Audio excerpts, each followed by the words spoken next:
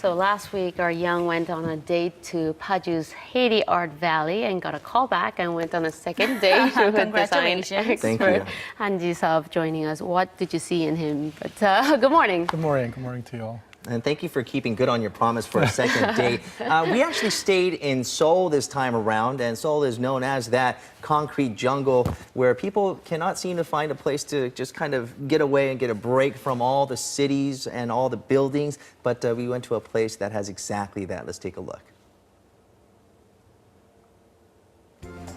Hi. Hey, Jisop, how are you? No, how are you doing? All right, so you got me out here in this hot weather. Yes. What do you got for me? Well, this building may look very typical and mundane, but we have a little surprise upstairs on the roof. You go take a look? Yeah, of course. I'm very, very curious what's up there. Okay, let's Let's go. go.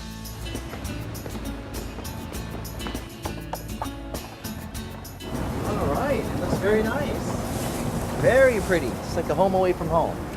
Yes, I brought you here today because we want to talk about the roof garden today. And Okay.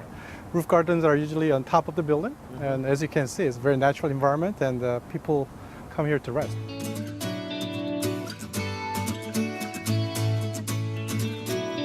Well, it looks just like the type of garden that I would want in my own backyard if I can afford it. It is fabulous.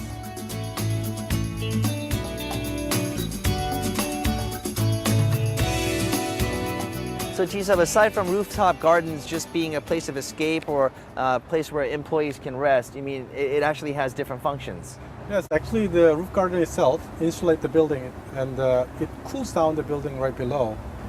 I heard scientifically it has a test result by saying that it reduces about 4 degrees of Celsius of temperature.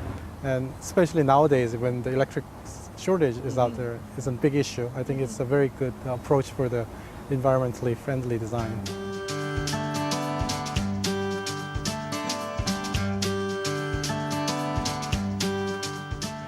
Once again, a wonderful view. Yes, you get this great view out here. Perfect place for rest for the workers below. And you get a very nice insulation, all from the roof garden. This isn't one of the bigger ones, but it's one of the older rooftop gardens. Where's the biggest rooftop garden in Korea? Well, there's one under construction right now in Sejong-si, government complex. It's actually separate, 6 separate buildings, all connected with the one rooftop. And it's about 3.7 kilometers long. And they're still under construction, but some parts are, I think, completed. And I think we can probably get an image of that. 3.7 kilometers long? Roof garden, yes. Wow, that'll be a sight to see.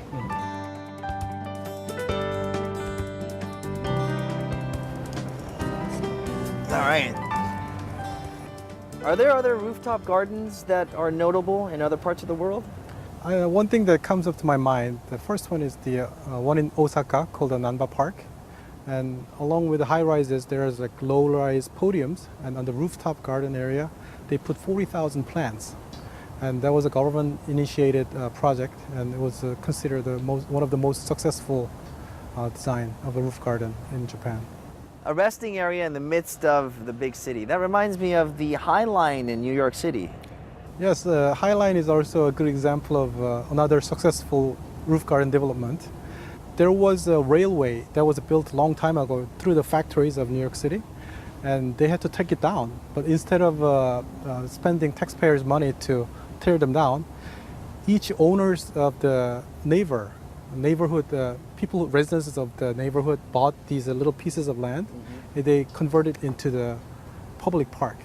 And it's the most popular place nowadays in New York City to have a lunch. And a lot of visitors come down there and visit their, natural garden right in the middle of this big Gotham City.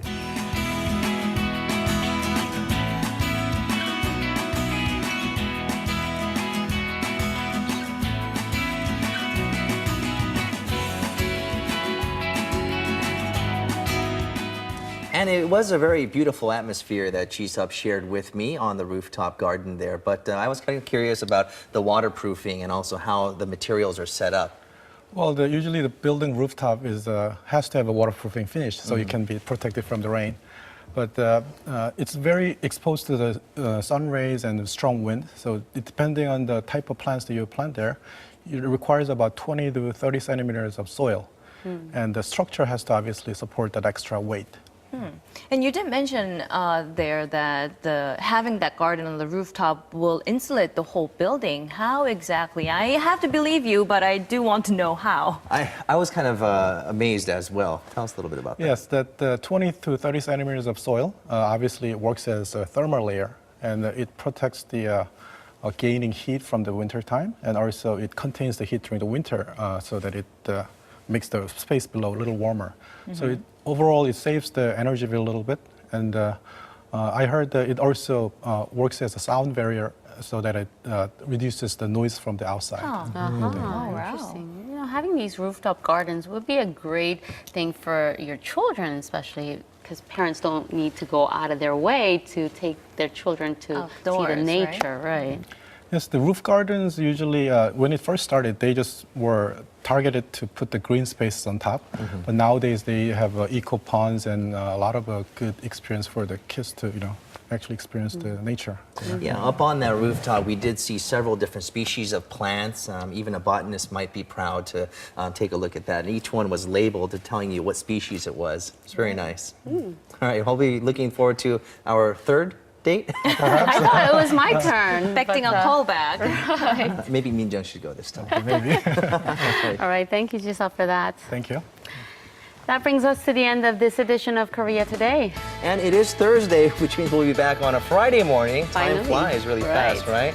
See you back here tomorrow at 7 a.m.